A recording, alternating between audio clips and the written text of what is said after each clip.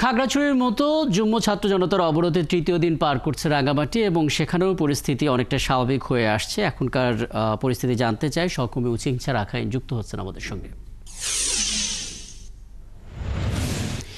উচিংছা, এখনকার পরিস্থিতিতে একটু বলবেন আসলে অফিস আদালত শিক্ষা প্রতিষ্ঠান খুলেছে কিনা এবং শিক্ষা প্রতিষ্ঠানে শিক্ষার্থীদের উপস্থিতি কেমন, নৌপথে লঞ্চ চলাচল করছে কিনা এবং সবচেয়ে বড় কথাই রাঙামাটির শেষ প্রান্তে যে সাজেক সেখানে আসলে পর্যটকদের কোনো আপডেট পেলেন কিনা উচিংছা?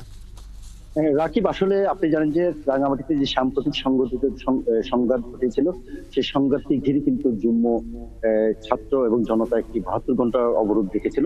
পাশাপাশি এখানকার যে যানবাহন শ্রমিক ঐক্য পরিষদ তারা অনির্দিষ্টকালের জন্য যান চলাচল বন্ধ করে দিয়েছিল। গতকাল কিন্তু একটি বৈঠকে কিন্তু সে জেলা প্রশাসক এবং এখানকার যারা যানবাহন শ্রমিকের সাথে জড়িত রয়েছে মালিক পক্ষ থেকে তাদের আশ্বাসে এবং প্রশাসনের আশ্বাসে প্রেক্ষিতে কিন্তু আজকে কিন্তু যানবাহন চলাচল শুরু করেছে। বিশেষ করে এখানকার যে একমাত্র যান চলাচল অটোরিকশা সিএনজি সেটা চলাচল করছে। পাশাপাশি হচ্ছে এখানকার চট্টগ্রাম এবং রাঙামাটির যে সড়ক সেটাকে কিছু কিছু বাস চলাচল করছে। তবে এখানকার যে বাসগুলো রয়েছে বিশেষ করে এখানে নৌপথের মধ্যে কিন্তু ছোটখাটো যে বোটগুলো রয়েছে ট্রলার বোট এবং স্পিড বোট কিন্তু চলাচল করছে। তবে বড় ধরনের যে লঞ্চগুলো রয়েছে বিভিন্ন উপজেলাতে যেমন বরকল, হরিণা এবং সেখানে কিন্তু তেমন লঞ্চ কিন্তু ছাড়েনি।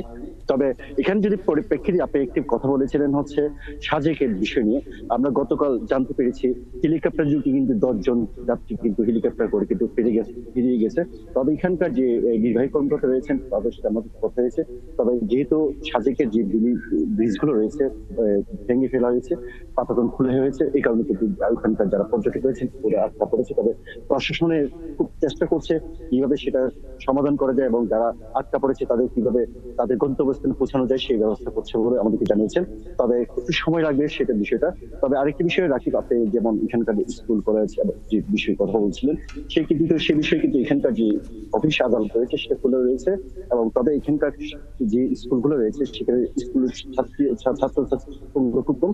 তবে এখানে উপস্থিত হয়েছে শিক্ষকদের। তবে আশা করছে এখানকার যারা মানুষ রয়েছে এখানে সচেতন মনে হয়েছে আস্তে আস্তে এই যে সংঘাত যেটা হয়েছে সেটা সাম্প্রতিক একটি এখানকার সবাই মিলে পাহাড়ি বাঙালি মিলে সবাই যেন এখানকার সম্প্রীতি বজায় রাখতে পারে সেই আশ্বাস করছেন। তবে আস্তে আস্তে এই সংঘাত যে একটি মানুষের যে একটি ভয়ভীতি ছিল সেটা কাটিয়ে আবার নতুন ভাবে রাঙামাটিতে সুন্দর পর্যটন নগরী, সুন্দর একটি প্রকৃতি এবং পাশাপাশি এখানে মানুষের যে মিলেমিশে থাকতে পারবে এমনটা প্রত্যাশা করছি। অনেক ধন্যবাদ উচিংছা রাখাইন, আমাদের সঙ্গে যুক্ত হয়েছিলেন রাঙামাটি থেকে উচিংছা রাখাইন। এবং যুগ্ম ছাত্র জনতার 72 ঘন্টা অবরোধের শেষ দিন এবং কেমন চলছে আসলে সে অবরোধ, কি পরিস্থিতি সেগুলো আমরা জেনে নিচ্ছিলাম।